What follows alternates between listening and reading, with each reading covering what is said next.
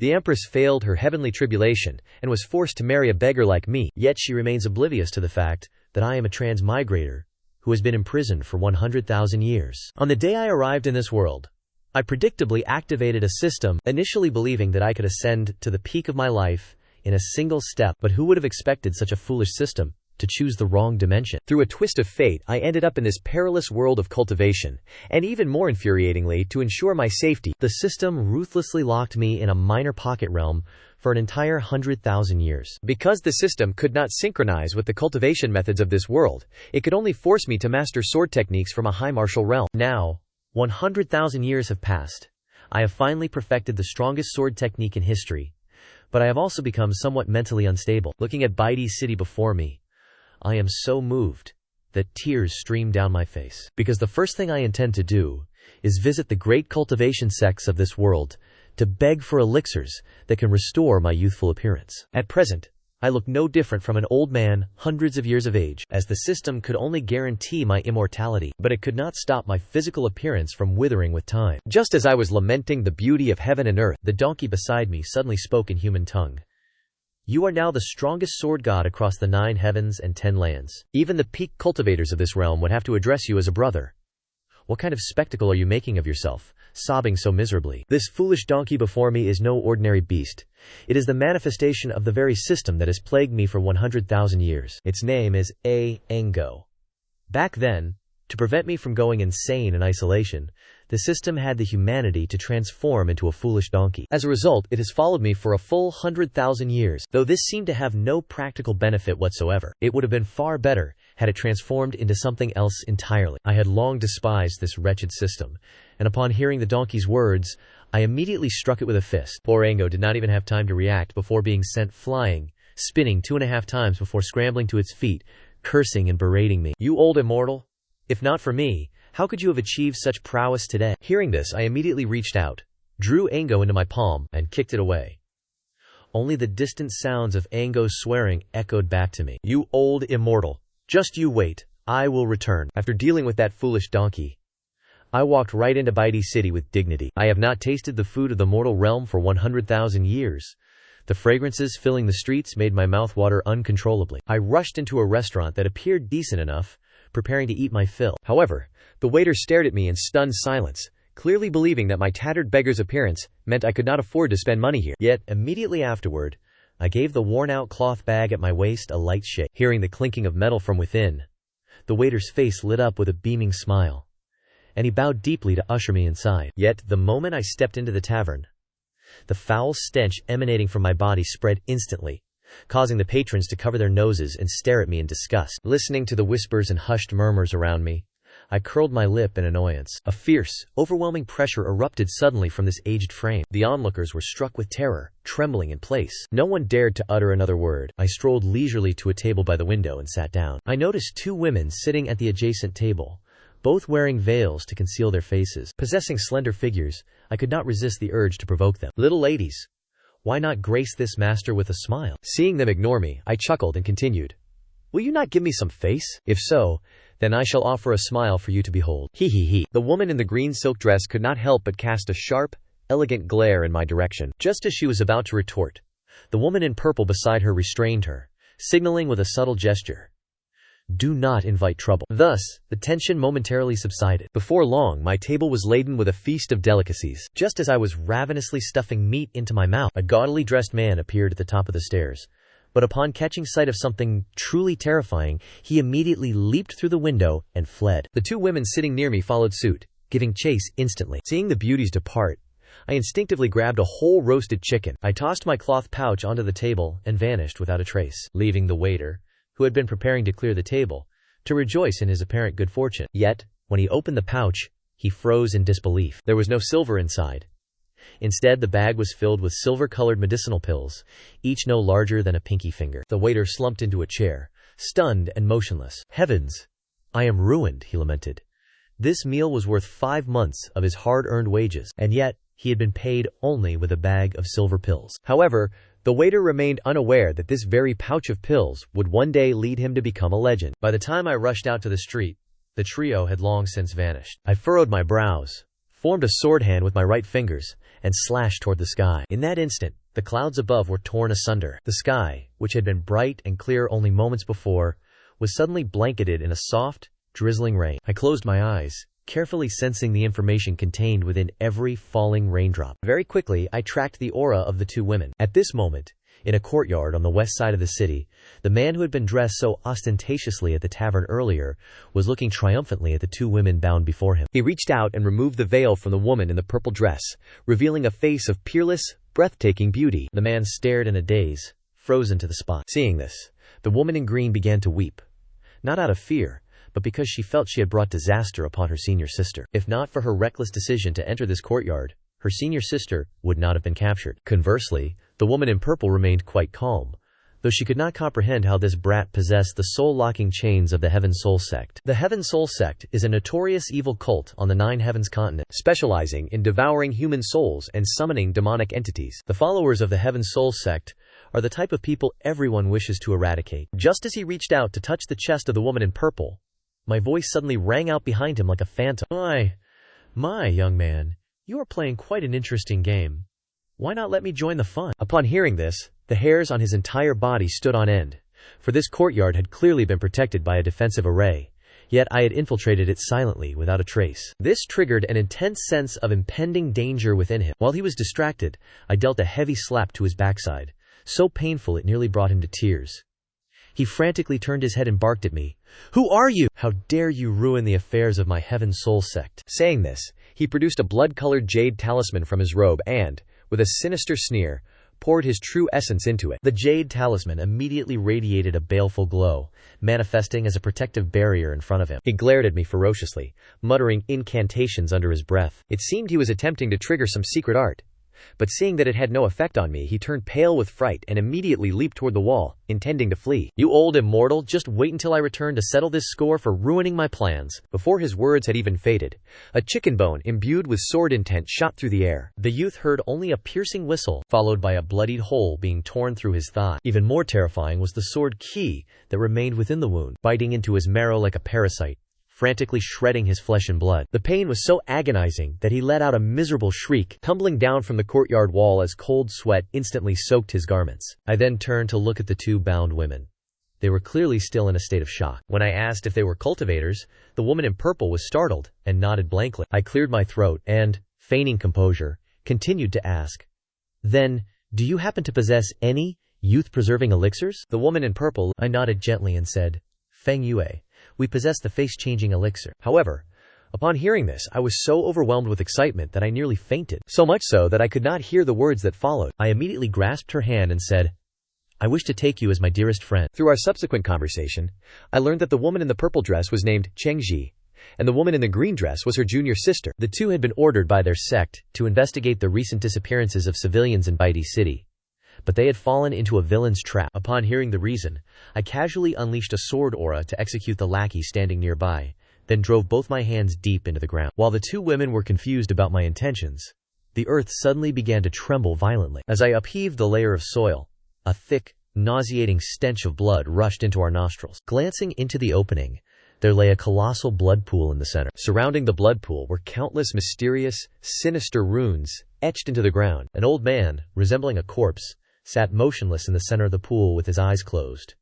What caused the two women to collapse even further was that the walls of the blood pool cavern were hung with dried corpses. Anyone with a keen eye could see that these corpses were once young women in the prime of their youth. Cheng Ji gazed upon this hellish scene. She could not hold back her tragic weeping, and unable to suppress her fury any longer, her figure flashed as she lunged directly toward the old man sitting in the blood pool. Just as she was about to strike, the corpse-like old man suddenly opened his eyes. A violent, surging aura erupted from him. The blood in the pool began to roil with insane intensity. It immediately surged toward the young woman. Cheng Shi had no time to dodge.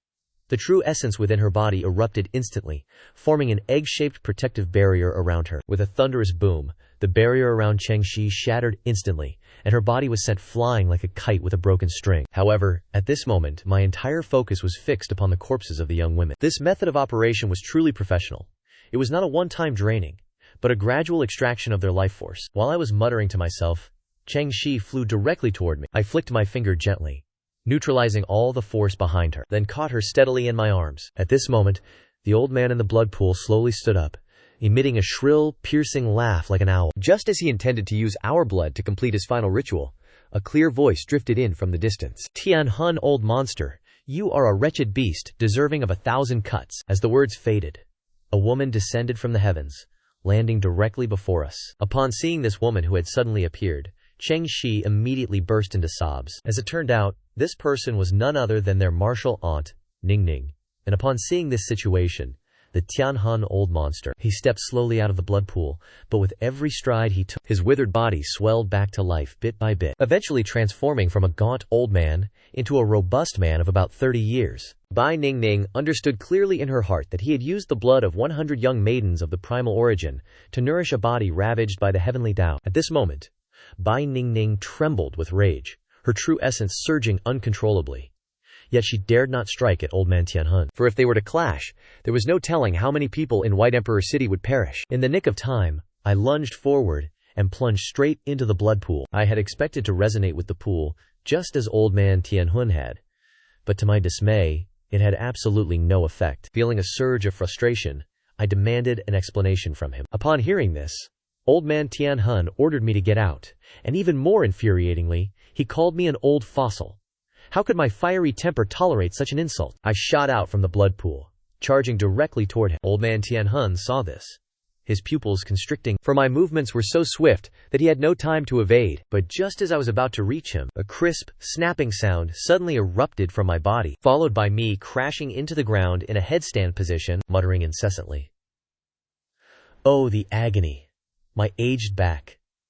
I exerted too much strength just now. I nearly broke my spine. The scene before him drew a cold sneer from old man Tianhun, who then produced a crimson soul-summoning banner. The entire cavern was instantly filled with howling, sinister winds, and the sight of ghostly shadows flitting about was enough to send chills down one's spine. But at that very moment, Aingo, the small donkey transformed by the system, descended from the sky. Seeing my pathetic state, Aingo bared its teeth, revealing 2 oversized incisors, with an expression that was as smug as it could possibly be. Enraged, I scrambled to my feet and struck the donkey twice on its head. Old man Tianhun, witnessing us treat him as if he were non-existent, finally lost all restraint and let out a thunderous roar, brandishing the soul-summoning banner high in his hand. In the blink of an eye, countless wailing spirits surged forth from the banner, accompanied by ear-piercing shrieks, a sound so haunting it made one's scalp tingle. Seeing this, I drew the wooden saber at my waist and charged straight ahead, mounted on Aingo. Bai Ning Ning intended to intervene and assist me against old man Tianhun, but she was desperately blocked by Cheng Shi, for she had witnessed it before. I was far more monstrous than old man Tianhun could ever be. As old man Tianhun watched me become surrounded by the myriad ghosts devouring the heart, the corners of his mouth curled into a cruel smile. These ghastly spirits could gnaw directly upon one's soul. Compared to the agony of the flesh, the torment of the soul was 1,000 times more excruciating. But the next second, the smile vanished from his face, because Aingo and I charged straight toward him, undeterred by the attacking ghost heads. Looking closely, one could see a layer of sword intent enshrouding my body. Those ghost heads could not inflict even the slightest injury upon me. I slowly raised the sword in my hand. A strange ripple of energy suddenly surged in the surroundings. Immediately after, I slashed directly toward the face of the Tianhun elder. The strike sent him flying, slamming him hard against the cavern wall. I then demanded he reveal the method to reconcile his dual nature. However, Bai Ning Ning, standing nearby, informed me otherwise. She explained that he had always been in this decrepit state. It was because he had committed so many heinous deeds that his body had been eroded by the righteous ki of the heavenly Tao, leaving him withered and aged. Only now, through forbidden techniques, had he restored his body to its former appearance. Upon hearing this, I realized I had been deceived. In a fit of fury, I swung my sword toward the elder once more. He stared wide-eyed as the pitch-black sword energy surged toward him, but he was powerless to act. A spray of blood filled the air as his body was severed in 2 by the sword qui, drained of all vitality. Bai Ning Ning's eyes widened in shock at the sight. An elder of the Tianhun sect had perished without a sound, leaving them feeling as though they were trapped in a dream. Finally, a clear voice pulled them back to reality. Following the sound, Cheng Ji felt a burning sensation on her posterior. I raised my hand, the energy still dissipating from the strike. Cheng Shi was both startled and furious, but upon seeing the bisected remains of the Tianhun elder, she dared not vent her anger. Bai Ning Ning bowed deeply to me, expressing her gratitude for ridding the world of such a scourge. I waved my hand, telling her there was no need for formalities. A single beauty-restoring pill would suffice. Bai Ningning was taken aback and looked toward Cheng Xi. Gritting her teeth through the pain in her rear, Cheng Xi recounted the entire agreement she had made with me. Bai Ningning's brows furrowed instantly upon hearing this. It was then I learned that the beauty-restoring pill was a top-tier medicinal elixir, and the process of refining it was incredibly arduous. Feng Yue Pavilion did not have one in stock, so they invited me to stay at the pavilion for a time. I agreed readily, satisfied that they would provide for my meals and lodging. While Bai Ningning heard this, and a secret joy bloomed within her heart. In truth, she had her own selfish reasons for saying so. Judging by the prowess I had just demonstrated, I was at the very least a master of the sixth realm. If she could invite me to oversee the Fengyu Pavilion, she would no longer need to walk on eggshells around others in the future. The Fengyu Pavilion lies deep within the Laogu mountain range, boasting a lineage of 10,000 disciples. Because they primarily cultivate water attribute techniques and focus largely on support, the sect is composed entirely of female disciples, making this place a veritable dream paradise for male cultivators. In particular, Fengyue Pavilion houses 3 great beauties of the demon beauty ranking, who have long drawn the greedy eyes of many villains. Fortunately, they rely on the backing of the mighty Qingyun sect. Although their own strength is not overwhelming, under the protection of the Qingyun sect for all these years, their days have passed in relative peace. However, my arrival today, led by Bai Ningning, who proposed that I become a guest elder of the Fengyu Pavilion, immediately stirred up a hornet's nest. A woman dressed in a flamboyant floral dress stepped forward, shouting, "Absolutely not!" This woman, named Zhao Mingyu, was also a guest elder of the Fengyu Pavilion. Her reaction was so volatile for a very simple reason. The Fengyu Pavilion had only so many resources to distribute, and with 3 guest elders already claiming their share, the resources were already stretched thin. With one more person added, the monthly tribute for each would be significantly reduced. The more Zhao Mingyu spoke, the more agitated she became, her spittle nearly spraying onto Bai Ningning's face. Bai Ningning was no pushover either. She immediately engaged in a heated verbal confrontation, driving Xiao Mingyu's face into a crimson rage. Seated at the center of the grand hall, a beauty in an elegant gown rested her chin on her hand, looking on with weary eyes as Zhao Mingyu threw her tantrum. This woman was not only ranked second on the demon beauty ranking, but she was also the pavilion master of Fengyue Pavilion, Nangong Qingyue. Seeing the argument intensifying, Nangong Qingyue waved her hand with a squinted smile to silence them, before leading everyone in the hall to meet me. Xiao Mingyu took one look at my tattered appearance, and dared to open her mouth to threaten Nangong Qingyue. "If you dare let this old fool into our ranks, I will depart from the Fengyu Pavilion this instant." But Xiao Mingyu never anticipated that Nangong Qingyue would agree without a second thought, causing the atmosphere to turn deathly awkward. Xiao Mingyu had no intention of actually leaving. This place offered food, drink, and resources. And most importantly, it was a place where one did not have to risk their life, so one would have to be foolish to abandon it. And she scrambled to backtrack on her words. If this old fool enters the Fengyu Pavilion, what if he causes some disaster?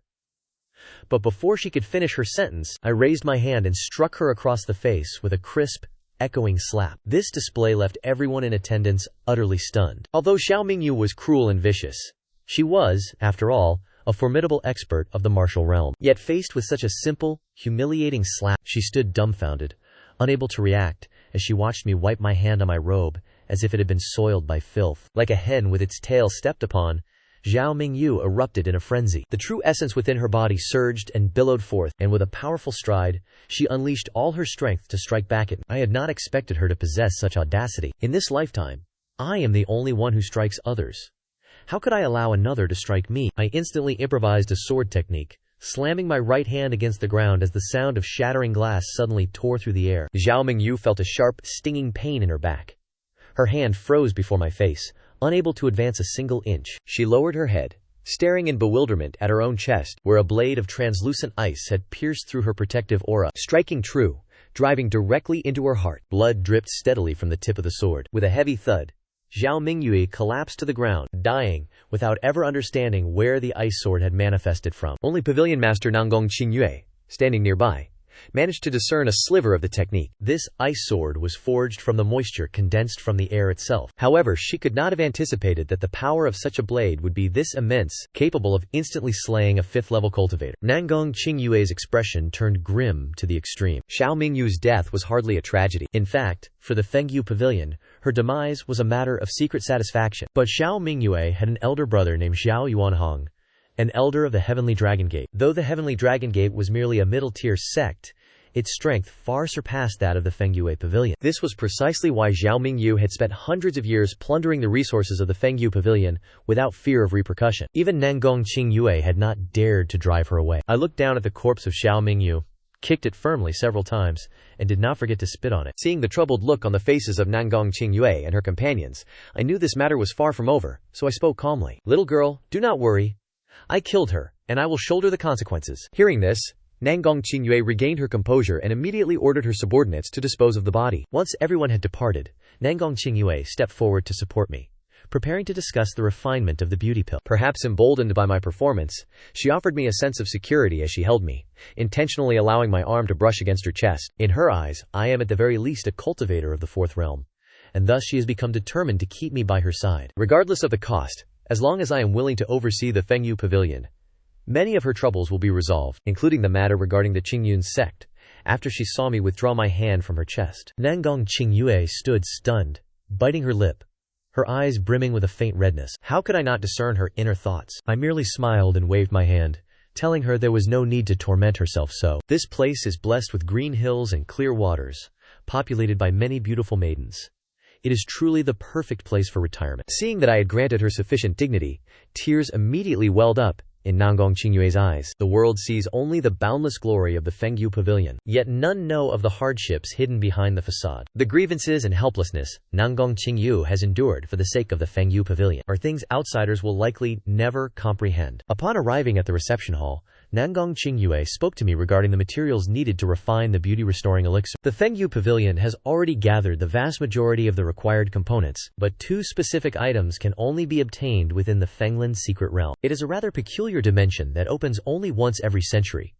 While it is filled with treasures, the realm itself is bound by a strange barrier. Cultivators of the fourth realm and above cannot enter, and I had initially assumed I would have to wait several years. Unexpectedly, Nangong Qingyue remarked that the secret realm would open in just a few days. This news filled me with immense joy. Seeing my reaction, Nangong Qingyue paused, assuming I had not heard her clearly, and emphasized the point once more. With the Fenglin secret realm restricting those of the fourth realm and above, I scoffed.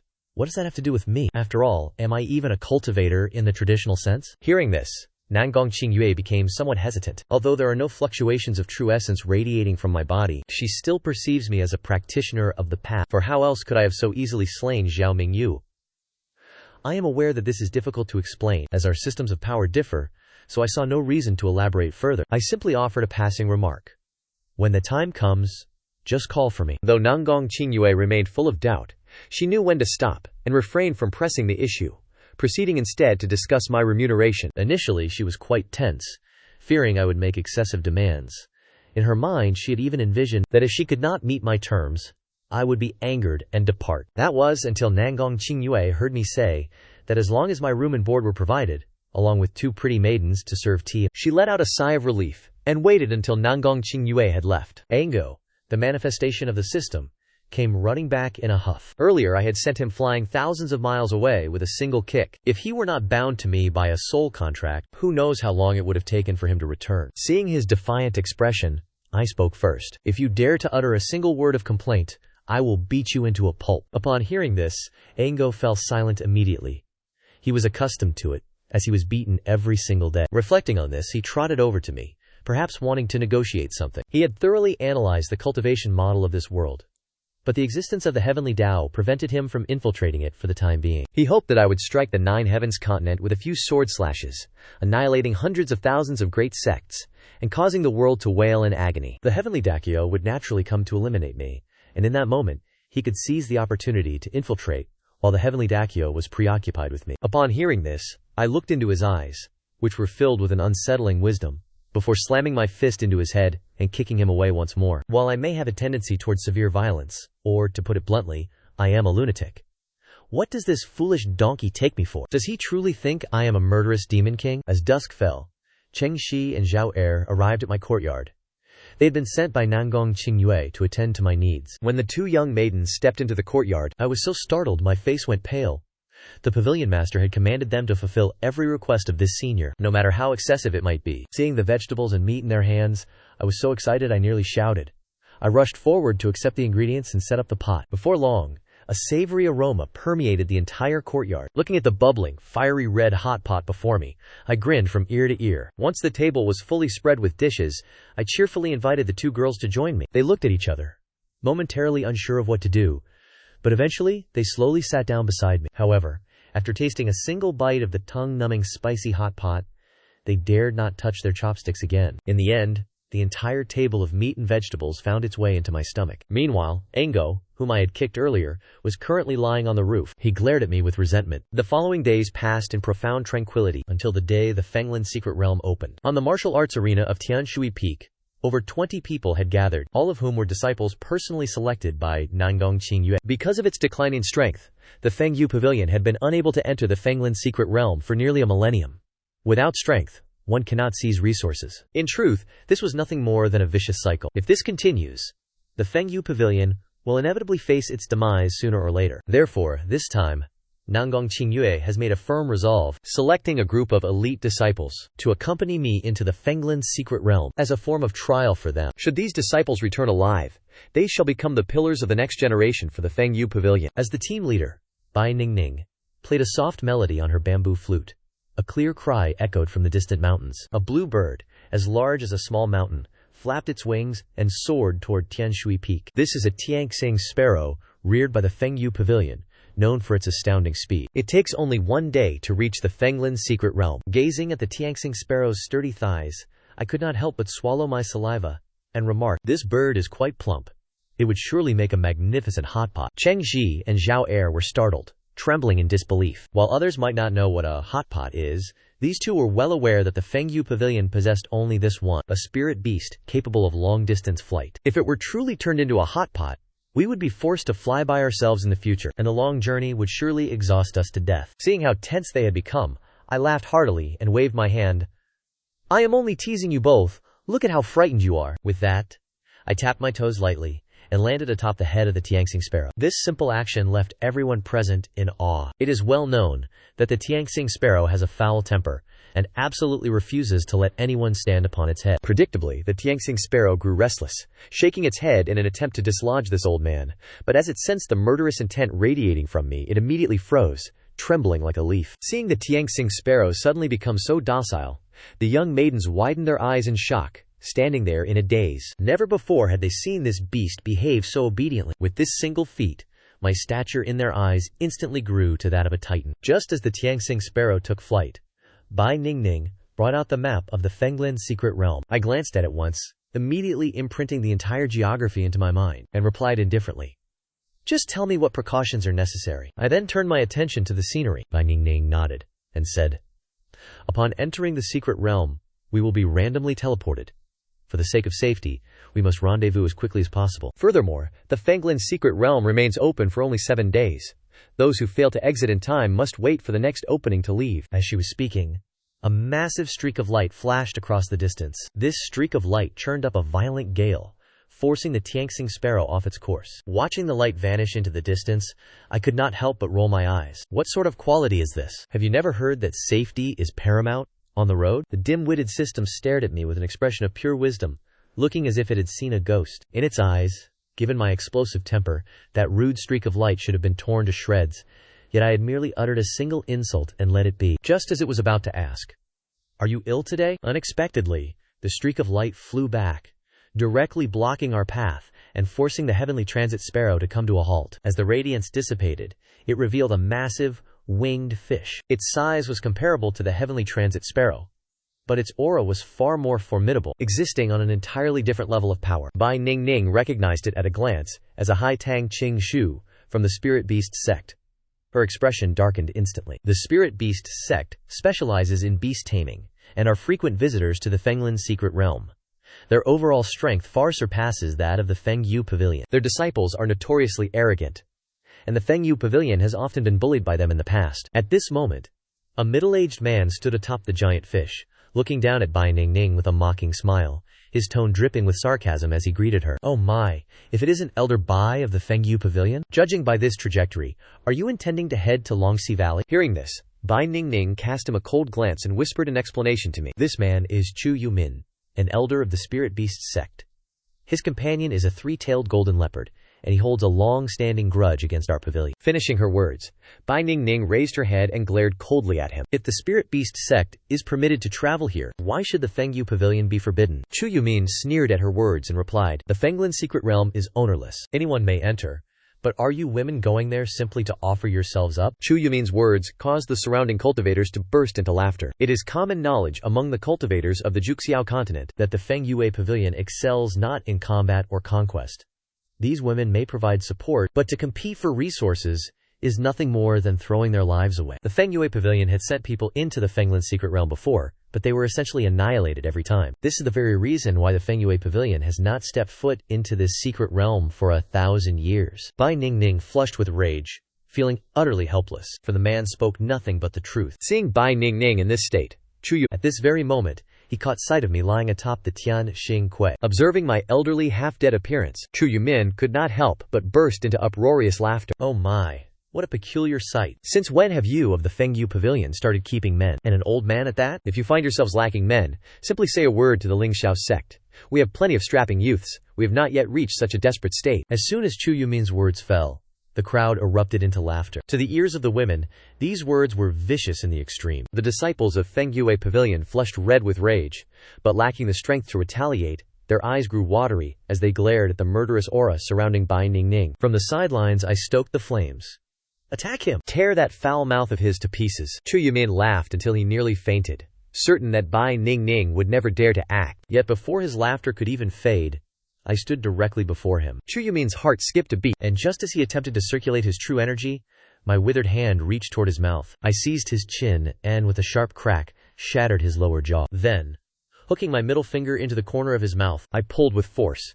Half of Chu Yumin's mouth was ripped open, and the remaining half was likewise torn asunder. As he shrieked like a slaughtered pig, I spun him around to face the members of the Lingxiao sect. At that moment, a strand of sword intent surged into Chu Yumin's body, instantly shredding his meridians. Now, he could not even hope to beg for mercy. Breathing itself had become an agony. Seeing this gruesome scene, the disciples of the Lingxiao sect trembled in terror, while I grinned and said, "Laugh. Why have you stopped laughing? Were you not enjoying yourselves quite thoroughly just moments ago?" With that, I stomped my foot hard, striking the high tongue Qingyu that carried the Lingxiao disciples. Before they could even let out a sound, their heads exploded into gore, and the carcass of the beast plummeted. I selected the most tender cut of meat from the high tongue Qingyu and happily carried it back to the head of the Tianxing Kui. The entire ordeal had transpired in the span of 3 breaths. Upon the back of the Tianxing Kui, there was dead silence. The women of the Fengyu Pavilion were utterly stunned. Cheng Shi covered her mouth, and Zhu Er's eyes went wide. Bai Ningning gasped for air, her complexion pale as a sheet. Though they knew I was formidable, they had not expected me to strike with such ruthless resolve. Acting as if nothing had happened, I sat down, tossed the fish meat at my feet, and began rummaging through my cloth bag for pots and utensils. He arranged the spice jars, skillfully summoned clean water to wash the meat, sliced it, and set up a pot. He ignited the fire, his movements as fluid and natural as if he were in his own kitchen. It was only when the aroma of the meat began to drift through the air that everyone gradually regained their senses. Bai Ningning's complexion shifted from pale white to a sickly shade of green. She was all too familiar with the ruthless methods of cultivators. Chu Yumin and Lin Zi surely possessed a secret method to transmit messages back to the Spirit Beast sect. Everyone who had entered the Fenglin secret realm was an elite disciple of their respective sects. Now that they were all dead here, the Spirit Beast sect would certainly not let this matter rest. Before their departure, the Pavilion Master had cautioned them repeatedly, emphasizing that their primary goal was to gather medicinal herbs. They were strictly forbidden from engaging in conflicts with others. Yet, here they were. Before even reaching Longxi Valley, they had already slain an elder of the Spirit Beast sect and looted their Spirit Beast meat. This disaster was far too great. It was likely that even the Qingyun sect would be unable to suppress the fallout. She watched as I casually dipped the meat, blowing on it because it was piping hot, as if I had merely crushed an ant a moment ago. Bai Ningning drew a deep breath. What was done could not be undone, and regret was useless. If the Spirit Beast sect came seeking vengeance, the Fengyu Pavilion would simply have to face them. Having come to this realization, she bowed respectfully toward me. "Many thanks to you, Senior, for intervening to protect us." I waved my hand and replied, "There is plenty of meat. Come and eat." Bai Ningning shook her head and looked at the remains of the fish carcass scattered on the ground. "Senior, do you truly have no need for the rest of it?" I picked up a piece of fish, dipped it in seasoning, and placed it in my mouth. "Dispose of it as you see fit," I said, repeating that I had no need for the rest of the fish carcass. She turned and called out to Ming Ming, instructing her to lead the others in dealing with the remains of the massive fish. The Haitang green fish possessed the bloodline of an ancient Kunpeng. Its entire body was a treasure. Ming Ming nodded hurriedly. "Rest assured, elder. They had it coming. They dared to bully us, so they deserve to die." Hearing Ming Ming speak this way, the other maidens finally broke out of their stupor, their fear giving way to excitement. They chattered incessantly, their eyes sparkling as they looked at me. Finally, everyone finished cleaning up and gathered to share a feast of fish hot pot. Tian Xingque also consumed the inner core of the massive fish. Everyone was overjoyed, with only the spirit beast sect suffering a miserable fate. The following morning, the Tian Xingque landed steadily at the entrance of Longxi Valley. More than 1,000 people had already gathered here, representing over 30 sects, both large and small.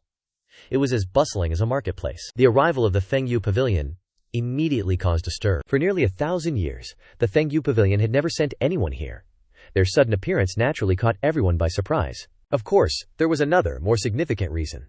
The female disciples of the Fengyu Pavilion were all young and beautiful, naturally drawing the gaze of the crowd. When they witnessed Bai Ningning bowing respectfully toward me, everyone stood stunned, one by one speculating on what kind of formidable figure I might be. But the very next moment, they realized that not a single ripple of true essence emanated from my body. After Bai Ningning finished arranging matters for everyone, visitors soon arrived to pay their respects. When Bai Ningning saw the person who had arrived, her expression shifted involuntarily. For this man was none other than Zhao Yuanhong, an enforcer elder of the Heavenly Dragon sect, and also the elder brother of Zhao Mingyu. On the very day I arrived at Fengyu Pavilion, Zhao Mingyu perished by my hand for attempting to provoke me. This was a fact Bai Ningning knew all too well. Now that her brother had come knocking at the door, how could Bai Ningning not be tense? Fortunately, Zhao Yuanhong was not yet aware of the truth. As expected, Zhao Yuanhong inquired about Zhao Mingyu's recent whereabouts. Bai Ningning hurriedly feigned a relaxed demeanor to explain. She claimed that Zhao Mingyu had recently experienced a sudden epiphany and was currently in seclusion at Fengyue Pavilion. Zhao Yuanhong heard this and smiled with satisfaction. Finally, he gave Bai Ningning a piece of advice. They were permitted to explore the Fenglin secret realm, but were not to contend for rare treasures. After which he departed in a grand manner. This was because the secret realm was protected by a barrier that those at the martial realm, like Bai Ningning, could not penetrate. Thus, she summoned everyone for a meeting before entering the secret realm, instructing them all to follow Lin Mingming's command. They were not to prioritize seizing rare treasures, but rather, their primary goal was to ensure everyone returned safely. After she finished her instructions, I lightly flicked my finger. Streaks of invisible, translucent sword chi emanated from my fingertip, moving with incredible speed to attach themselves to the maidens. I glanced at them and said indifferently, "I promised your pavilion master that I would look after you. I shall not break my word. Each of you carries a strand of my sword chi. It will activate upon danger to protect your lives once, and should you find me within the secret realm, you will be safe." Upon hearing this, the group was overjoyed. Having witnessed my heaven-defying abilities earlier, they placed absolute trust in my words. With half an incense stick of time remaining before the secret realm opened, a sudden drizzle began to fall over Longxi Valley. As the rain touched the ground, the entire valley fell into an eerie silence, with only waves of killing intent lingering in the air. By the time we reached Longzhu Cliff, the area was already crowded with people. The appearance of the Fengyu Pavilion drew many gazes, yet no one dared to whisper a word. The oppressive atmosphere was enough to everyone understands that the Fenglin secret realm is not merely a place of abundant resources, but also a lethal trial ground where many meet their end. Each time, fewer than 30% of those who enter survive. As I waited with growing impatience, a piercing sound of tearing space suddenly echoed. Every eye turned toward the cliffside, where a small black dot had appeared in the air. It expanded at a speed visible to the naked eye, until it grew large enough for a person to pass through, then stabilized. Following the hierarchy of their sects, the crowd lined up to enter the secret realm, watching the long queue before them. The system, AE said anxiously,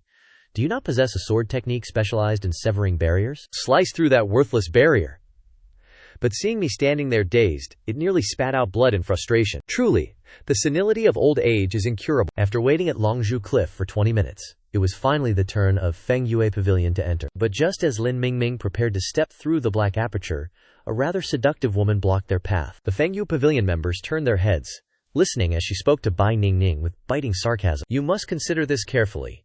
Fengyu Pavilion is already short on manpower, and those with true potential are even scarcer. If they all perish within this secret realm, I fear your sect will not be able to recover." Upon hearing this, Bai Ningning's expression turned as dark as the bottom of a pot. This woman, named Su Minye, is an elder of the Haisha sect and was formerly a peak master of Fengyue Pavilion. Due to some trivial matters a century ago, she betrayed and defected from Fengyue Pavilion, even taking several volumes with her as she left. She stole the few offensive cultivation manuals that the sect possessed. From that point on, Fengyue Pavilion weakened and never managed to regain its footing. Betraying one's sect is a grave sin in the cultivation world, yet through unknown methods, Su Minye not only entered the Haisha sect and gained their protection, but was even promoted to an elder of the Haisha sect 30 years ago. Bai Ningning understood her intentions perfectly. She was simply trying to stall for time so that the Haisha sect disciples could enter the secret realm first, forcing them into a completely passive position.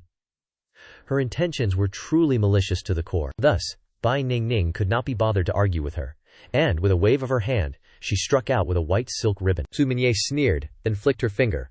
A small crimson sword shot out, instantly shattering Bai Ningning's white silk into fragments. Bai Ningning's heart skipped a beat, and she hurriedly retreated, manifesting an invisible barrier of qi. However, the little red sword did not give chase, hovering silently before Su Minye. Then, Su Minye spoke with triumph.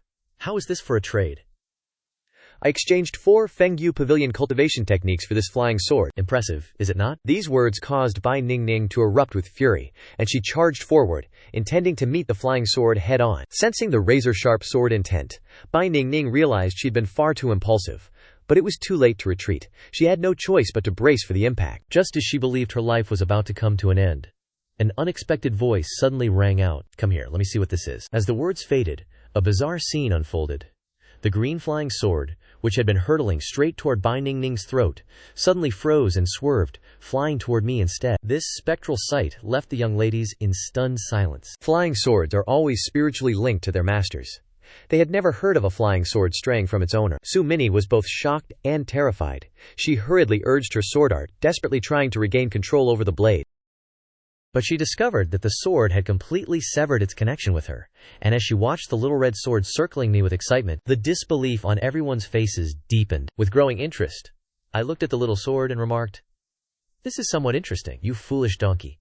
The sword key of this thing is quite strong, yet it possesses not a shred of true sword intent." Ae, hearing this, looked back with eyes full of wisdom and disdain, saying, "What was that? A passing gust of wind would be more potent than the sword Q of this trinket, would it not? Can you not show even a modicum of excellence? What a disgrace. Oh, how I would love to return to the moment I kicked AZ down into the abyss." I let out a deep, long-suffering sigh, feeling a sense of relief I had never known before. But just as we prepared to enter the secret realm, the trader of Fengyue Pavilion, Su Minye, blocked our path, even going so far as to flaunt her red flying sword, which she had traded for 4 Fengyue Pavilion manuals. Looking at her detestable face, I simply flicked my hand, instantly severing the connection between Su Minye and the flying sword. Seeing the flying sword hovering around me like a loyal hound, Su Minye nearly lost her mind, and she threw herself directly at me. But to everyone's astonishment, the little red sword acted on its own to defend its new master. Without anyone guiding it, the blade turned and lunged straight toward Su Minye. It tore through her protective barrier of essence energy with ease, and she was sent flying backward in an instant. Seeing Su Minye in such a wretched state,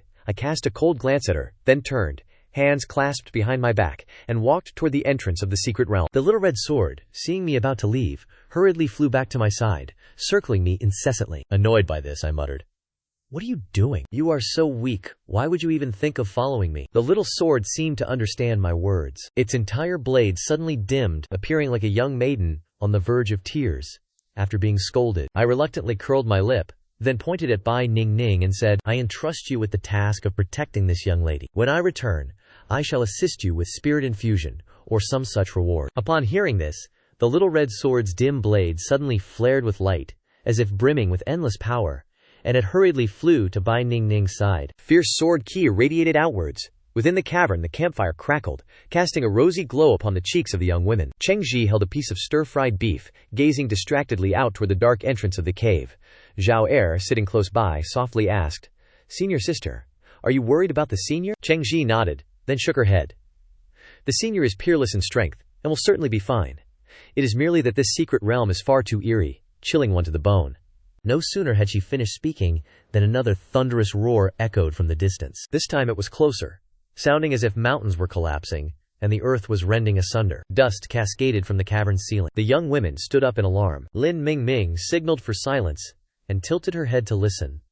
Amidst the massive explosions, a vague, guttural roaring could be heard. It sounded neither like beast nor human, piercing and wretched. "It is a magma behemoth," a senior disciple said, with a trembling voice. "Legend has it that deep within this secret realm, an ancient fire spirit slumbers beneath the volcanoes. If it is awakened, it will surely trigger a terrestrial fire eruption. The stone forest where we are currently stationed is a mere 100 miles from the volcano." Lin Mingming's face turned deathly pale. "If that is truly the case, we must retreat at once." "But the senior has not yet returned," Cheng Ji said anxiously. Lin Mingming gritted her teeth. "We shall wait another half-stick of incense. If the senior has not arrived by then, we leave." They prepared to head toward the secret realm's exit, and everyone nodded, gathering their belongings. The atmosphere was stifling. As time ticked by, the roaring outside the cave gradually faded, but the sky grew increasingly crimson, as if the night had been stained with blood. The air became thick with the faint scent of sulfur, and the temperature began to climb. Zhao Er wiped the sweat from her brow. "It is becoming unbearable, like being trapped in a steam furnace." Suddenly, the defensive formation pulsed with light. Something was approaching. Lin Mingming commanded everyone to be on guard, and the young women quickly formed their formation. The water curtain barrier manifested once more, their eyes fixed in. A dark silhouette stumbled into the light. It was a rogue cultivator. The left side of his body charred black, a gaping, bowl-sized wound in his chest. Upon seeing the women, a desperate plea for survival flickered in his eyes. "Save me!" The words had barely left his lips. From the darkness of the cave entrance, a crimson claw, armored in jagged scales, reached out. Molten lava dripped from its fingertips with a soft hiss, piercing the rogue cultivator's heart and dragging him back into the shadows. A horrific scream died in his throat. The women stood frozen, hands over their mouths, eyes wide as they watched the claw retract. From outside the cave, the sickening sound of crunching bones echoed, setting one's teeth on edge. A moment later, a colossal object blocked the cave entrance. It was a lava behemoth. Standing nearly 10 meters tall, it sported 2 horns upon its head, its entire body oozing molten rock, leaving charred footprints with every step. The beast lowered its head, crimson eyes scanning the cave, its breath exhaling plumes of fire. Lin Mingming struggled to remain calm, signaling the others to retreat slowly, but the narrow stone cavern offered no place to hide. The beast, seemingly provoked, let out a low growl and unleashed a torrent of scorching flames. The water barrier formation trembled violently and immediately began to evaporate. Several disciples with insufficient inner energy coughed up blood. Seeing the barrier about to collapse, a surge of sword ki erupted from Cheng Shi, transforming into a white arc as he lunged at the beast's eye. The behemoth shut its eyelid, the sword Q sparking harmlessly against the thick hide. Infuriated by the pain, the beast went berserk, its twin claws lashing out to tear through the formation. In that critical moment, the crimson blade on Bai Ningning's shoulder hummed and took flight, its light intensifying to form a long, blood-colored streak binding the beast's left claw. The spirit sword, possessing a will of its own, struck at the joints. Yet the beast's hide was too thick, and it could only barely restrain the creature. Lin Mingming seized the opportunity to command the women to counterattack, sending ice spikes and water arrows raining down upon the beast, but they could not even pierce its scales. The beast's right claw slammed down, and the protective barrier shattered completely. A violent gust of wind swept through, hurling the women against the cavern walls like kites with broken strings. Zhao Er, nearest to the attack, saw the claw descending. She closed her eyes in despair, but suddenly felt a light pressure around her waist. The green wood blade I had gifted her flew out on its own, expanding in the wind to form a door-sized shield before her. A deafening clang of metal rang out. The wooden blade remained unscathed, while the behemoth was pushed back half a step by the backlash. It paused, seemingly stunned that this piece of scrap wood could possess such hardness. Suddenly flying into a mad rage, magma began to surge over its entire body, and it lunged forward once more, with 2 claws burning in intense flames. The wooden blade hung suspended, subtle patterns resembling ancient runes surfacing upon its body. It did not dodge or evade. The tip of the blade aimed straight at the beast and gave a faint tremor. Without a sound or a stir, the behemoth suddenly froze in its tracks, the magma flowing upon its body cooling at a speed visible to the naked eye, turning black and cracking, before finally shattering with a clatter, collapsing into a pile of charred coal, leaving only a glowing red beast core rolling on the ground. The cave fell into a deathly silence, the women standing still as wooden statues. The wooden blade shrunk and flew back to Zhao Er's waist, as if nothing had ever happened. After a long moment, Cheng Shi murmured, "The blade provided by Senior is truly this formidable." Lin Mingming wiped the blood from the corner of her mouth, watched the girl retrieve the beast core, and said in a low voice, "We cannot remain here for long. We must depart immediately." The group stumbled to their feet, supporting one another as they rushed out of the stone cave. The scene outside the cave was even more terrifying. The The sky was as red as blood. Distant volcanoes erupted, and magma flowed down like rivers, turning the forests they touched into a sea of fire. The air filled with rolling heat waves that scorched the throat with every breath. Lin Mingming determined the direction and led the team toward the east, seeing countless cultivators fleeing in chaos along the way, some being hunted by spirit beasts, others falling into deep fissures in the earth. The screams were incessant. The secret realm had become a living hell. As they reached a mountain valley, the sounds of combat suddenly erupted from ahead, intertwined with the cold shouts of a woman using the techniques of the Feng Yue Pavilion. Lin Mingming's expression shifted, and she rushed forward to investigate. In the valley, more than 10 disciples of the Feng Yue Pavilion were engaged in battle with a group of figures in black robes. Several corpses lay upon the ground. The black-robed individuals wielded bizarre techniques, their hands wreathed in black mist that caused anything it touched to rot. The Feng Yue Pavilion disciples were gradually falling into a disadvantageous position. The leading female cultivator was none other than Liu Runyan, the senior sister of Tianshui Peak. "Senior Sister Liu!" Lin Mingming shouted aloud, and led the group into the fray. Seeing reinforcements arrive, the black-robed figures intensified their assault. One of them let out a sinister sneer, remarking that the young lady from the Feng Yue Pavilion would make a perfect subject for refining into a soul slave. With that, he summoned a black banner from which ghastly, wailing specters flickered in and out of existence. Liu Runyan's expression shifted instantly. They were remnants of the Heavenly Soul sect. No wonder the secret realm was in turmoil. It was certainly their doing. As the black banner trembled, dozens of spectral phantoms lunged forward, feeding on the spirits of the living, leaving the women dizzy and their internal energy stagnated. Lin Mingming gritted her teeth and channeled her power into her crimson sword, which transformed into a streak of blood-red light to strike the banner. But the phantoms ensnared the blade, leaving her unable to break free. Watching as 2 more disciples were consumed by the black mist, they collapsed and began to convulse, while the sword key surrounding Cheng Shijiao was activated once more, cleaving through several phantoms, though the glow of the blade had grown dim and faint. The leader of the black-robed men sneered, "Let us see how long you can endure," as he prepared to unleash his dark arts once again. Suddenly, the sound of something tearing through the air echoed from the horizon, and a human figure descended like a meteor, crashing into the valley and causing the ground to shatter in a cloud of dust. As the dust settled, I held A Nuo by the ear. Slowly standing up, I glanced across the battlefield. Things are quite lively here. "Senior!" the women cried out in relief. The pupils of the black-robed leader constricted. He realized that while I displayed no fluctuations of internal energy, his heart was pounding with instinctive dread. He shouted, "Who are you?" "The Heavenly Soul Sect is conducting business. Outsiders, stay back," I said, ignoring his warning. "The Heavenly Soul Sect. Like persistent ghosts, aren't you?" A Nuo kicked its 4 hooves in a frantic scramble. "Old man, release me at once. My ear is about to fall off."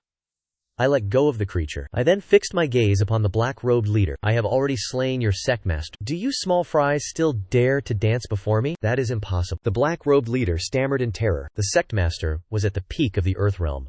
How could this be? Before the leader could finish his sentence, I flicked my finger, and an invisible blade of sword Kui shot through the air, moving so swiftly that it left no afterimage. The sinister smile on the leader's face had yet to fade, when a small red dot appeared between his brows. His movements went rigid, his eyes filled with shock and disbelief, as he looked down at his own chest. His body remained physically unharmed, yet his life force was rapidly ebbing away. He opened his mouth to speak. His body began to disintegrate from his fingertips, turning into fine grains of black sand. They scattered in the wind, and in the blink of an eye, his entire form crumbled like a sand sculpture struck by a gale, weathering away completely. Not even his garments remained. Only a wisp of black smoke drifted into the air. Silence gripped the valley. The remaining robed figures stood stunned, unable to comprehend what had occurred before their leader dissolved into dust. After a brief moment of shock, fear surged like a tidal wave, drowning their reason. It was unclear who screamed first, but they broke into a desperate flight. More than a dozen men turned and fled in a blind panic, some on flying swords, others on enchanted artifacts, wishing they had sprouted extra legs to run faster. I exhaled, a breath as light as clearing dust from a tabletop. It transformed into dozens of translucent sword auras that descended like a torrential rain of silk. They unerringly pursued every fleeing figure in black robes, moving with a terrifying velocity. One who had run the furthest suddenly felt a bone-chilling cold at his back. He looked down to see the tip of a blade protruding from his chest. There was no blood, only a faint black mist seeping from the wound. He opened his mouth, yet no sound escaped. His body began to turn into black sand from his fingertips, crumbling away as he fell. Whether they tried to dodge or block, the sword auras followed them like shadows, piercing every heart, a single strike for every life. The bodies fell in rapid succession, striking the earth with dull thuds. The black, soul-summoning fan slipped from its owner's grasp, hitting the ground with a thud. The ghostly phantoms upon the fan shrieked and struggled, but were swept aside by the lingering sword auras. Like boiling oil poured onto snow, they wailed in agony before dissolving into green smoke. The women of Fengyu Pavilion stared at the scene in a daze. The members of the Heaven Soul sect, who were so vicious only moments ago, had been annihilated in an instant, unable to even put up a respectable resistance. Liu Runyan's lips trembled as she looked at me, her eyes filled with awe. Lin Mingming gripped her sword hilt, her palms slick with sweat, while Cheng Shijiao sighed in relief, her legs giving way until she slumped to the ground. Aguio stepped forward, scratched at a scrap of black fabric with its hoof, and snorted in disdain. Trash! I bent down to wipe my hands, discarding the thought as easily as the dust. As we arrived at the volcanic mountain, the women awoke from their stupor and hurriedly reorganized their ranks. Following my departure, the mountain valley returned to silence, leaving only the scattered black fragments as proof of what had transpired. The wandering cultivators watching from afar were frightened out of their wits, hiding far away and not daring to approach the Fengyu group. Liu Runyan stepped forward, bowing deeply in a grand salute, their robes stained with blood and hair in disarray. Yet they could not hide the gratitude in their eyes. Many thanks, Senior, for saving our lives. The remaining disciples of the Fengyu Pavilion followed suit, one after another, their expressions filled with reverence. I waved my hand, my gaze sweeping over the women. Each one of them was wounded. Torn robes revealed blackened left arms and legs where the bone was exposed. Though their lives were not in immediate danger, the sight was grim. Treat your wounds first. After speaking, I rummaged through the tattered satchel at my waist and withdrew several withered herbs. Their leaves were gray and still clung with soil, which I tossed casually to Cheng Ji to crush and apply. Hurry! Cheng Ji hastily caught them, pausing for a brief moment as the herbs appeared dry and withered, but she knew of my methods and dared not question them. She found a clean stone, placed the herbs upon it, and carefully crushed them with the hilt of her sword. The herbs shattered, releasing a vibrant emerald fluid. A strange, aromatic fragrance filled the air, and upon smelling it, one's spirit felt instantly invigorated. The women gathered around, consumed by curiosity. Cheng Ji dipped her finger into the paste and applied a small amount to the burned arm of a disciple. The moment the medicine touched the flesh, a faint sizzling sound emerged, accompanied by a wisp of pale white smoke. The disciple gasped in pain, but her eyes widened immediately thereafter. The charred, blackened skin quickly sloughed away to reveal fresh, pink flesh beneath. Within a few breaths, the wound had knit itself together, leaving only a faint red mark. The women cried out in astonishment.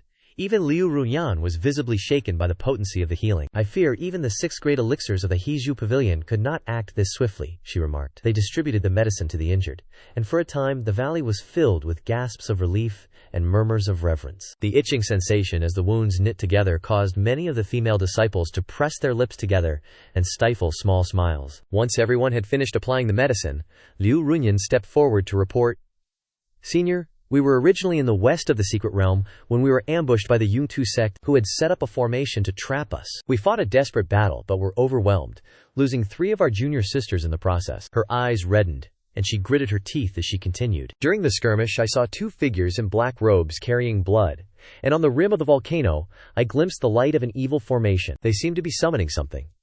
It is no wonder the lava behemoth went into such a frenzy. Lin Mingming whispered, as if a sudden realization had dawned upon her, looking toward the west. The behemoth that sleeps beneath the volcano is usually dormant. It must have been that evil formation that drove it to such madness. Liu Runyan nodded. Indeed. After we managed to escape, we intended to send a signal regarding the discovery of the secret realm, but the communication talismans were useless, leaving us no choice but to flee eastward. Along the way, we encountered several waves of demonic beasts. My junior sister's wounds worsened, but fortunately, Senior intervened to save us. Shi Zhao gazed toward the volcanic mountain. The sky remained a burning crimson, shrouded in billowing black smoke, with faint, sinister fluctuations radiating from within. Summoning? How interesting. Let's go take a look. As he spoke, he stepped out from the bushes, still chewing on a stalk of grass. Upon hearing this, edged closer. Old man, that formation is quite wicked. I just sensed something. This black mist. I advise you to be careful, lest you capsize in the gutter. Before he could finish, he was kicked aside. You talk too much. Ango let out a yelp, spinning twice in the air before tumbling onto the ground. He scrambled up, grumbling, his good intentions met with nothing but disdain. When you are being devoured by demonic entities, do not come looking for me. The women nearby were visibly shaken by these words. The term, heavenly demon, was a taboo across the 9 heavens continent. Legend says they are malevolent beings from beyond the realm, feeding on the souls of the living. 10,000 years ago, their arrival caused a great cataclysm. If the Heavenly Soul sect were truly summoning such a creature, no one within the secret realm would survive, Liu Runyan said anxiously. Senior, if it truly is a heavenly demon, should we not retreat first and report this to our sects? Retreat? Why would we turn back? Since we have arrived, we shall witness it before we leave. The women watched for a moment. Then, seeing the group had grown stronger, they followed toward the volcano. As they neared the crater, the temperature soared. The ground grew scorched, forcing them to circulate their internal energy to resist the heat. Their companion even let out a yawn upon reaching the rim. There, amidst the churning magma, an altar floated in the center, covered in blood-red runes. It emitted an overpowering, nauseating stench. Hundreds of corpses were piled high around it. Blood pooled into streams, flowing steadily toward the top of the altar. A mass of black mist surged, within which a hideous face could be vaguely discerned. It was indeed a demon summoning formation. Liu Runyan gasped. The Heavenly Soul sect intends to summon a being from beyond this realm. If this demonic entity descends, none within this secret realm will escape alive. We must stop them. Surrounding the altar, dozens of black-robed figures stood guard, spotting them as they reached the summit. They shouted in unison, raising the bone staves in their hands high. Incantations poured forth like a tide, causing the black mist to churn violently. Countless pitch-black tentacles, as thick as a man's arm, surged out from within. Their surfaces were covered in jagged suckers and sharp thorns. They twisted and lashed out toward the group. Though the women were startled, they quit. The ink-black protective barrier hissed as waves of energy battered against it, the sound of corrosive erosion filling the air. Thick white smoke billowed upward, and the barrier began to thin rapidly. Lin Mingming drew his crimson blade from its sheath, transforming into a streak of blood-red light, severing 7 or 8 tentacles with a single strike. Black blood sprayed from the wounds, splattering onto the ground, where it morphed into countless writhing snakes, appearing seemingly endless in number. Every time one was severed, it split into 2 from the point of the wound, multiplying with every strike. In the blink of an eye, the group was surrounded by a sea of tentacles. Everywhere they looked, only shadows writhed in the darkness. The protective barrier trembled, on the verge of shattering. Several disciples had exhausted their true essence, blood seeping from their noses and mouths, clearly unable to hold on much longer. Liu Runyan drew her azure sword. Their blades combined, carving out a narrow path. But the tentacles closed in instantly, and the path vanished in a heartbeat. Lin Mingming was so anxious that his forehead was beaded with sweat, and he turned to look at me. Senior, what should we do now? At that moment, I was crouched to one side, picking up a volcanic rock to weigh it in my hand. Hearing his question, I shook my head, annoyed. I stood up, dusted the dirt from my hands, and took a single step forward. Facing the noisy altar, I let out a sharp shout, "Be silent!"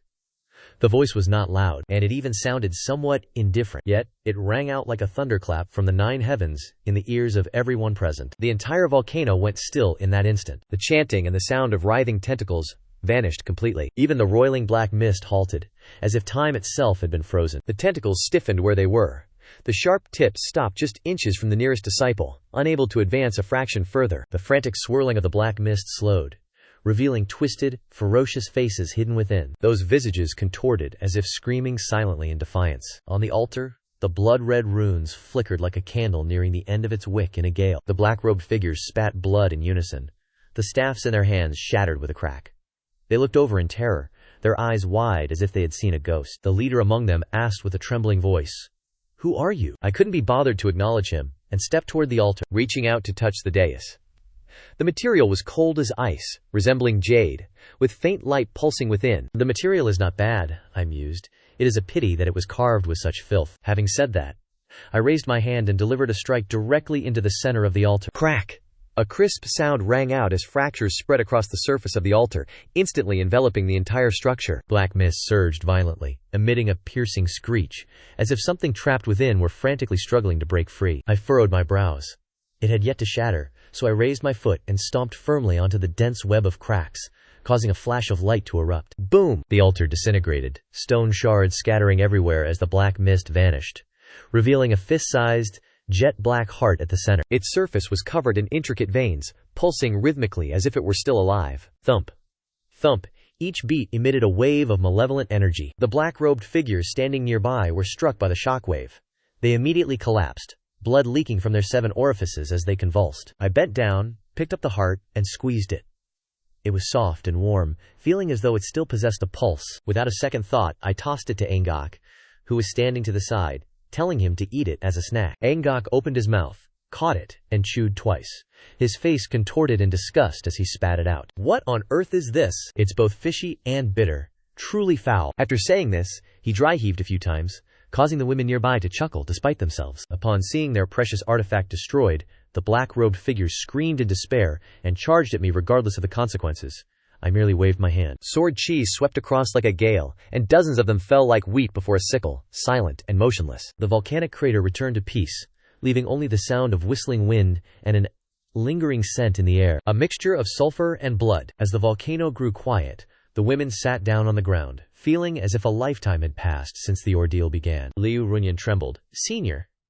I nodded. "Indeed. But the threat is gone now." She exhaled in relief, though a look of worry soon returned to her face. "The fluctuations in this secret realm. Is it because the formation has been broken? Is the realm beginning to collapse? The lava beasts will also fall into a deep slumber. Hurry and seize the time to gather medicinal herbs. The exit will open in 3 days. Do not delay." The women acknowledged the order and dispersed to carry out their tasks. Cheng Ji and Zhao Er remained by my side to assist in searching for the heart lotus. Soon enough, we discovered several stalks growing on the volcanic cliffside. After harvesting them, I stretched my limbs. The mission was complete. It was time to head home. Angok muttered, "Finally, we can leave this god-forsaken place." 3 days later, the exit of the secret realm opened, and the women, their hands full of spoils, returned safely to Longzhi Sect. Bai Ning Ning was already waiting. Seeing that everyone was safe, her red sword flew back to her shoulder and rubbed against her affectionately, while she looked at me with a gentle gaze. Nangong Qingyue stepped forward to welcome us. Upon hearing the tale of our adventure, she was terrified, yet her gratitude toward me deepened. With the medicinal ingredients for the Huanyan pill now gathered, she personally supervised the alchemy process. As for me, I returned to my small courtyard to continue teasing the Ironfire bird, waiting for the medicinal pills to form, while the turmoil within the secret realm temporarily subsided. However, beneath the surface of the Juxiao continent, hidden currents were surging. The remnants of the Heavenly Soul sect had not been fully eradicated, and the Spirit Beast sect and Heavenly Dragon sect were eyeing us like tigers eyeing their prey. I fear the peaceful days of the Fengyu Pavilion will not last much longer. After returning to Fengyu Pavilion for a few days, Nangong Qingyu personally brought over the 9-turn transformation pill. A strange fragrance permeated the room as it was refined. My appearance immediately shifted back to that of a young man. The women who saw me for the first time were filled with astonishment. Cheng Shi blushed and lowered her head, while Zhao Er covered her mouth and giggled. Guo circled around me, muttering about how the old immortal had turned into a handsome youth. Nangong Qingyue seized the opportunity to propose that I officially take on the position of the pavilion's supreme elder. I waved my hand, expressing no interest, but she was overjoyed just to have the title tied to my name. She immediately ordered a banquet to be prepared. That evening, the pavilion was lit with brilliant lanterns. The banquet was filled with joy and laughter. I sat alone in the courtyard, drinking wine while Guo lay beside me, chewing on grass. In the dead of night, a streak of ice suddenly cut across the sky, leaving a long trail of fire as it descended toward the west. Guo raised its head, its expression grave. Old immortal?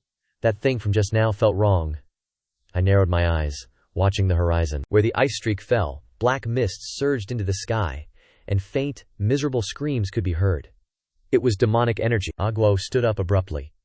Although the heavenly demons summoned by the Heavenly Soul sect had been blocked, cracks had already appeared in the land. It seems the Juxiao continent is about to lose its peace. I took a deep swallow of wine. What does that have to do with me? Guo was anxious. If the demonic creatures spread, this world will eventually be destroyed. Where do you intend to hide? I remained silent for a moment, then stood up to return to my room to sleep. The next morning, Cheng Shi rushed over, her expression panicked. Senior, something has happened in the west. Black mist has covered 100 miles. Every living thing in its path has been slaughtered. The Qingyun sect has issued a summons, inviting all sects to join in purging the demons. The pavilion master asks if you will be going. I was grooming Guo's fur without looking up.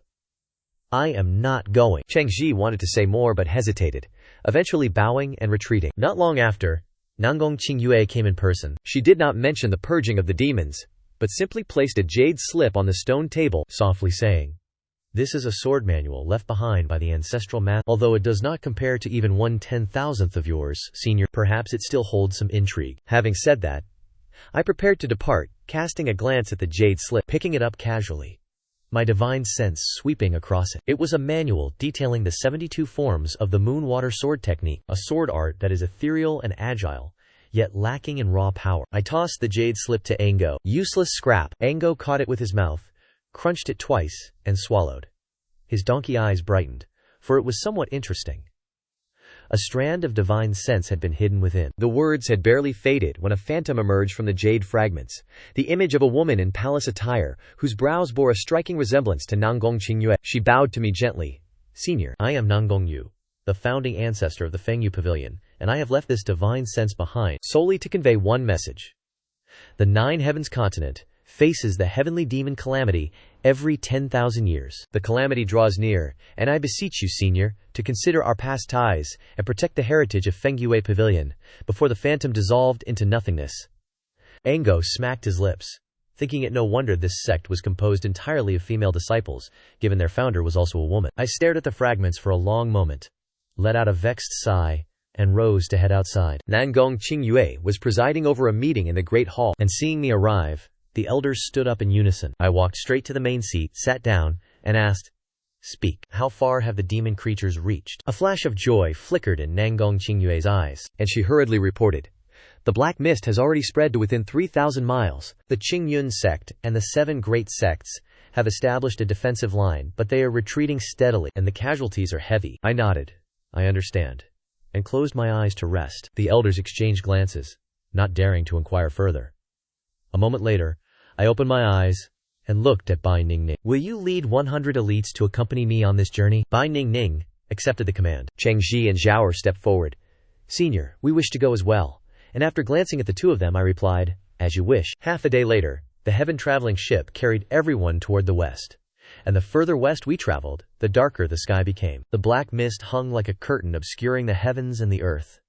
The vegetation on the ground had withered, and the rivers were murky. From time to time, one could see refugees fleeing, their faces sallow and gaunt, their eyes filled with despair as they reached the Qingyun sect's defensive line, only to see the sect cultivators holding their formation to mount a final defense. Outside, the spectral demonic shadows charged incessantly, the light flickering unsteadily, threatening to shatter at any moment. Ling Jutian, sect master of the Qingyun sect, caught sight of those from the Fengyu Pavilion, and especially upon seeing me, his eyes revealed astonishment, yet he said little, merely saying in a low voice, "The demonic creatures are ferocious.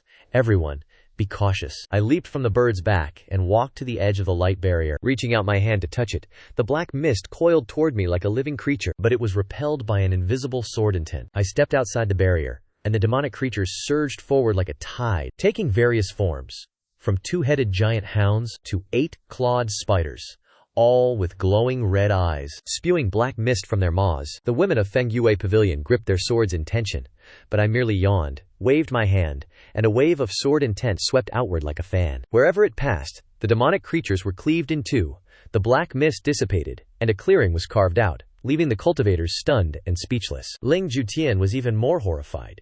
He was at the peak of the 6th realm, and knew full well that he could not achieve such a feat with such ease. I continued to advance, and with every step, the sword intent rippled outward in a circle. The demonic creatures rushed forth in waves, yet none could come within 3 zang of me. Bai Ningning led her followers closely behind, with Hong Jianlang's sword emerging in tandem, slaughtering any that slipped through. Cheng Ji and Zhao Er also wielded their wooden blades to fell several demonic beasts. After delving 100 miles into the black mist, a chasm appeared before us. Within the abyss, the demonic energy was at its densest, and the faint sound of a heartbeat could be heard. A.E. whispered, "The rift is at the bottom of the chasm. A massive entity is about to emerge."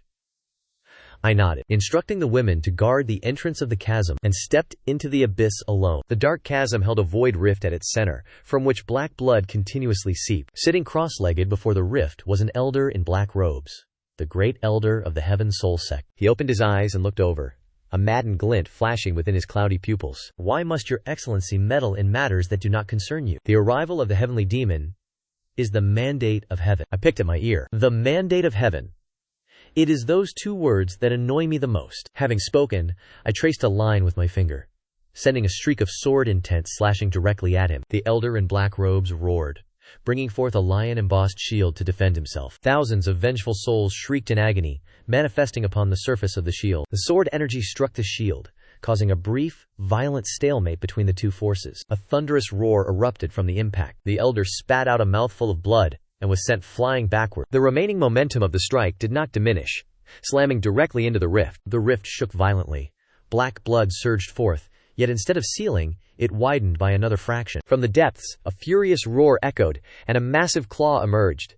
Covered in pitch-black scales, and tipped with blades as sharp as daggers, it lunged straight toward me. I shifted my body to evade the strike. The claw slammed into the ground, leaving behind a deep, jagged trench that piqued my interest. I raised an eyebrow, drawing the wooden blade from my waist. The Tao patterns on the blade ignited, and I swung.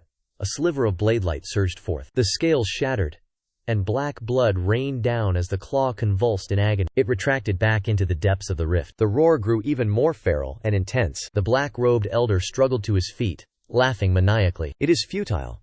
The heavenly demon is locked within this realm, and you cannot hope to kill it." A mere annoyance. I could not be bothered to indulge his madness. I swung my blade once more, aiming directly for the core of the rift. The blade light pierced the darkness, followed by a dull, resounding collision. Immediately after, a harrowing, mournful shriek pierced the air. The rift began to constrict, and the black blood flowed back into the abyss. The complexion of the black-robed elder shifted into one of sheer horror. "Impossible! The heavenly demon possesses an immortal body." I sheathed my blade. "Immortal, you say?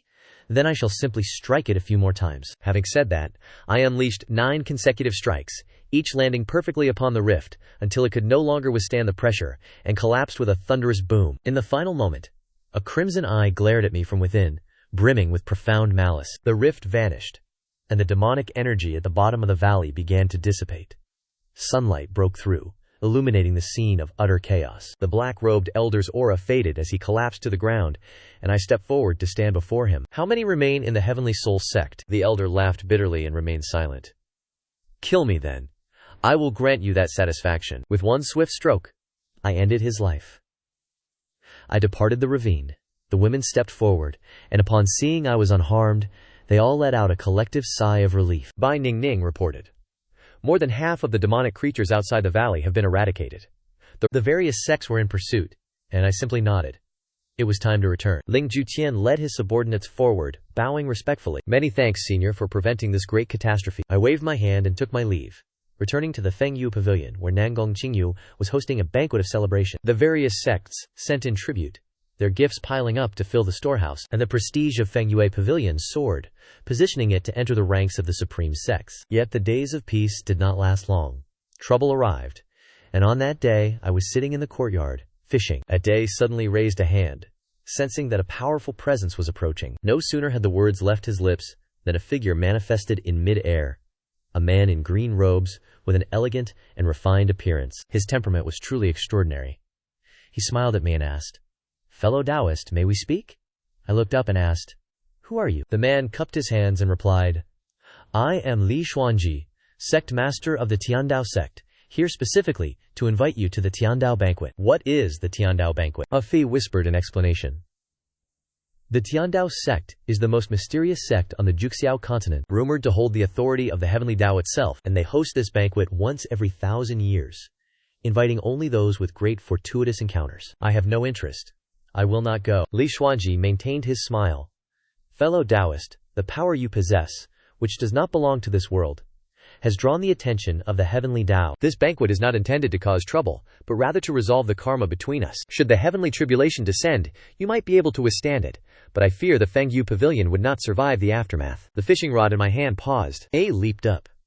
"You dare to threaten us?" Li Xuanji shook his head.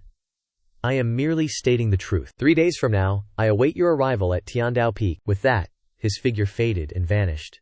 I remained in silence for a long moment, and to Nangong Qingyue, who had hurried over upon hearing the news, I said, "I must go on a long journey. Guard the pavilion well in my absence." Nangong Qingyue started to speak but hesitated. Finally nodding, "Senior, please take care." 3 days later, I rode Ajie to Tiandao Peak. Clouds billowed at the summit, where a palace of white jade floated in the air. Li Xuanji stood before the hall to welcome me and led me inside. More than 10 individuals were already seated within the hall, all of them being patriarch-level figures from various sects, and upon seeing my arrival, their expressions were a mixture of complex emotions. The banquet commenced, featuring spiritual fruits and divine elixirs, while music and dance filled the air. Li Xuanji raised his cup. "I honor you, fellow Taoist, for eradicating the demons of the Juxiao continent. I shall take a sip of wine.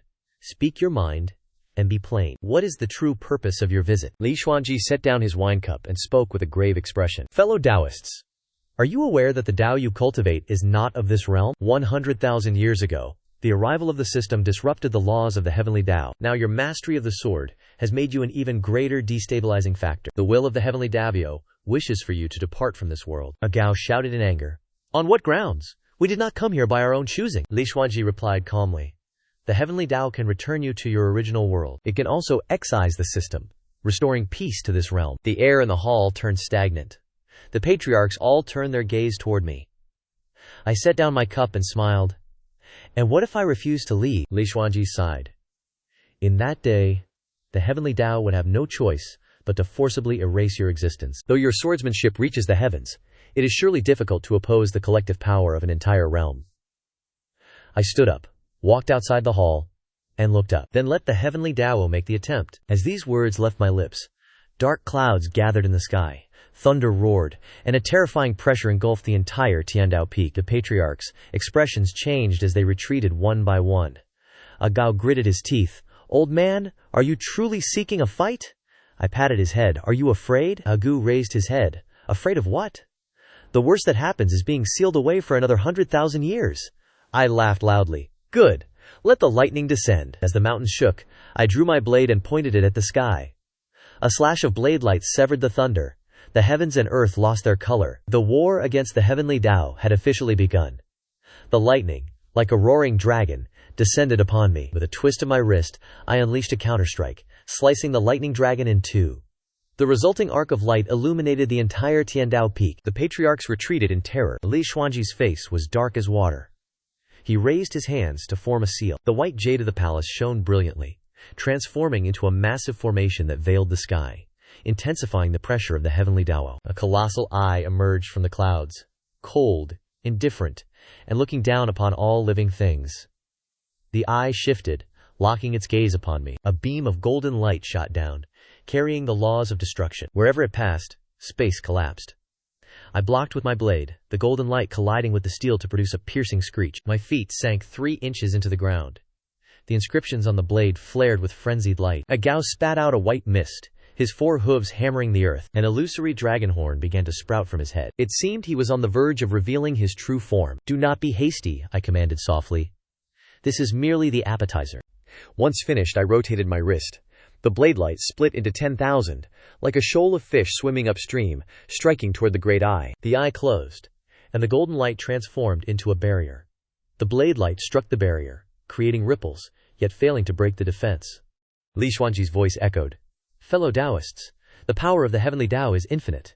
Why must you persist in your resistance? I smirked. If it is infinite, then I shall exhaust it until it is finished. With those words, I vaulted into the air, leaping straight into the clouds.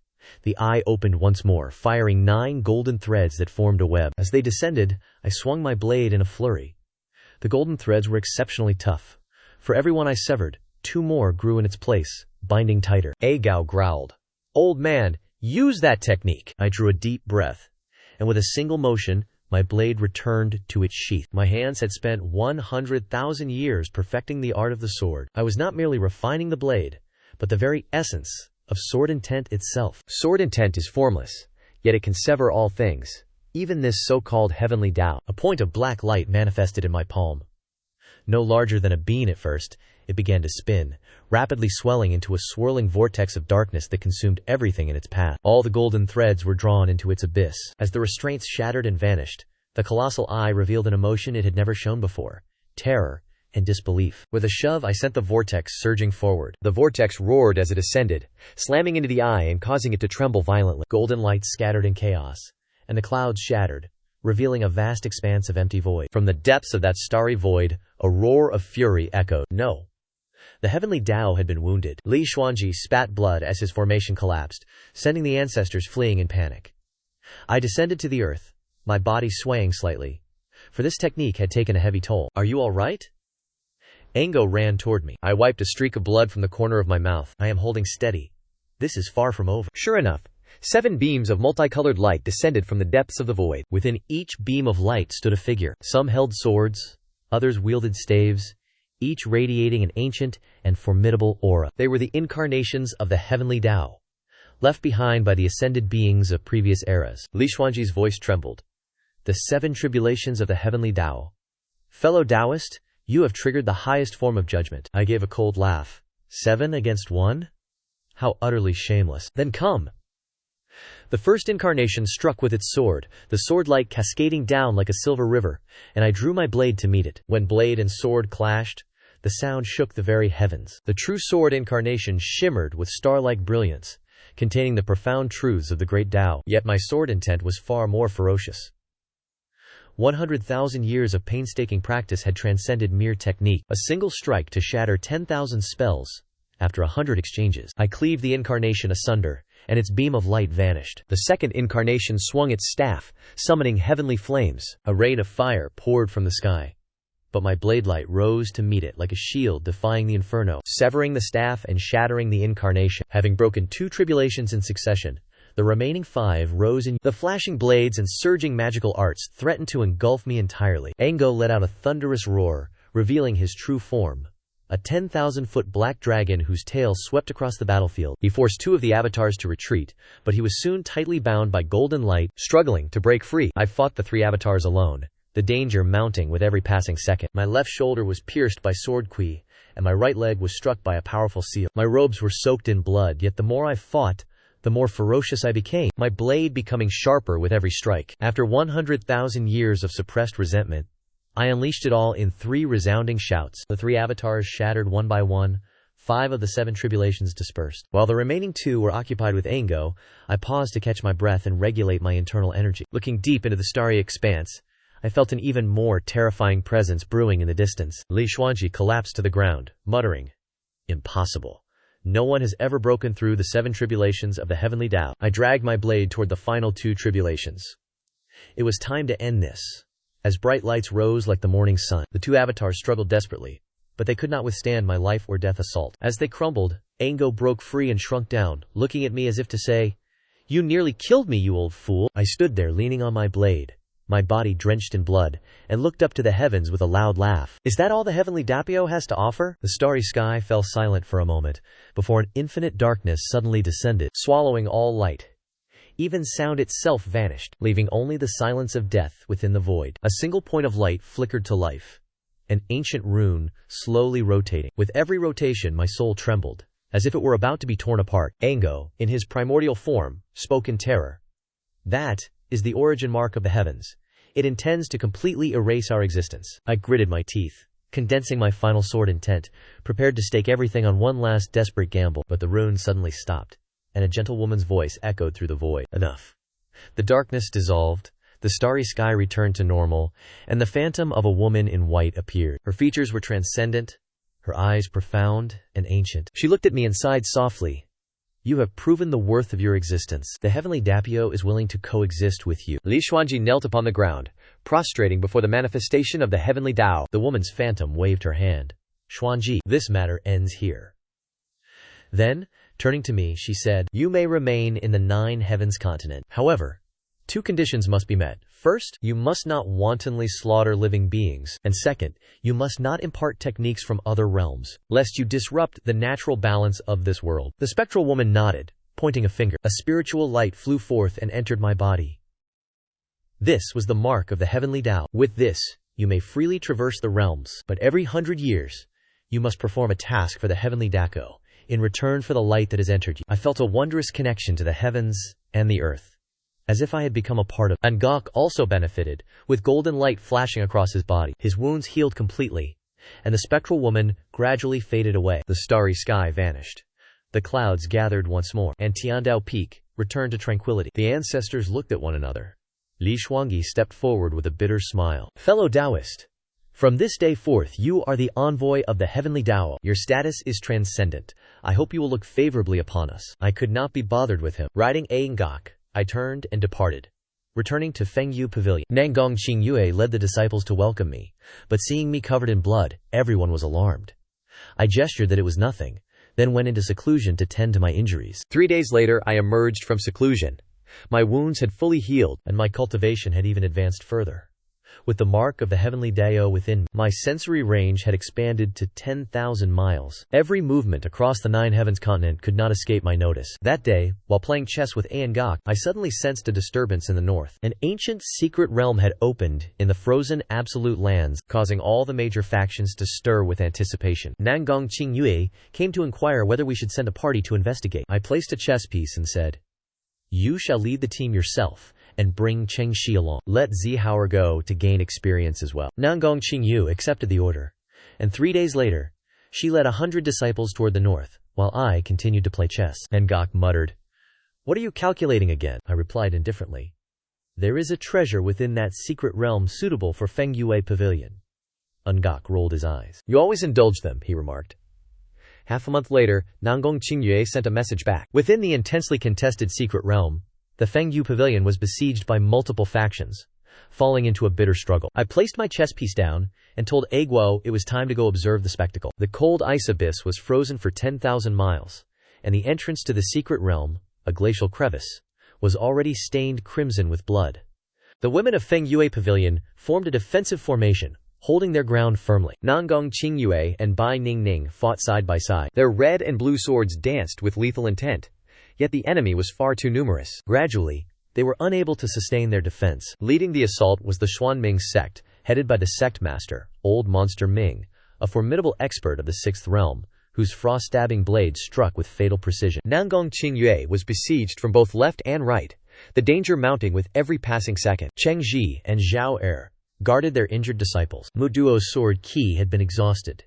He could only grit his teeth and hold the line. Old Monster Ming cackled, declaring that the Feng Yu Pavilion was nothing more than this, and demanded they hand over the secret realm key to be spared from death. Nangong Qingyue responded with a cold sneer, mocking his pipe dream, which sent Old Monster Ming into a rage as his frost-stabbing blade transformed into a giant python and lunged toward her. At that very moment I arrived riding Aguo across the ice. The giant python struck an invisible wall of energy, shattering into pieces. Old Monster Ming's pupils contracted as he stared at me, demanding to know who I was. I picked at my ear, replying that I was merely a passerby. Old Monster Ming could not sense my cultivation base, which stirred unease in his heart. Yet, the allure of the secret realm key was too great. He gritted his teeth and warned me not to meddle in matters that did not concern me. I let out a soft sound, then raised my hand and delivered a single slap. It sent him flying into the glacier, his life hanging in the balance. The members of the Xuanming sect were paralyzed with terror and scattered. I stepped toward the entrance of the secret realm, reached out, and tore the void open. The crevice widened, revealing the scene within. An ancient palace. Inside the palace stood a 10,000-year snow lotus, its bud waiting to bloom. Nangong Qingyue was filled with joy. The snow lotus could assist disciples in breaking through their bottlenecks. I nodded and told her to go and harvest it. Having said that, I sat down and closed my eyes to rest. Aguao kept watch at the entrance. Anyone who dared to approach was sent flying. The women of Feng Yue Pavilion entered, gathered the medicinal herbs, and returned with their hands full. On the journey back, "Senior, why would you go to such lengths to help us?" "I simply opened my eyes and found you both agreeable." She smiled, pressing her lips together, and asked no more. In the 100 years that followed, I fulfilled my promise to the heavenly Daikyo, suppressing several great upheavals, and in return, I reaped no small amount of benefits. The Feng Yu Pavilion grew increasingly powerful, eventually becoming the foremost sect of the Juxiao continent. Cheng Shi and Zhao Er achieved breakthrough after breakthrough across the 5 realms. Bai Ningning took charge of the discipline hall. The Hongjian spirit became the sect's guardian treasure, and when Agu occasionally grew weary of solitude, I would take it to traverse the various realms. Having witnessed countless landscapes, I returned one day to see the peach blossoms in the courtyard in full bloom. Cheng Shi was brewing tea, while Zhao Er pruned the flower petals. The days were peaceful and serene. I sat upon my rattan chair, suddenly recalling 10,000 years ago, when I first arrived in this world, filled with confusion and unease. Now, having taken root here, perhaps this is what is meant by destiny. Agu nudged against me, asking, "What is this old immortal thinking about?" I patted its head and replied, "I am wondering what to eat for dinner." Everyone laughed as the sunset descended, casting long, trailing shadows that stretched on and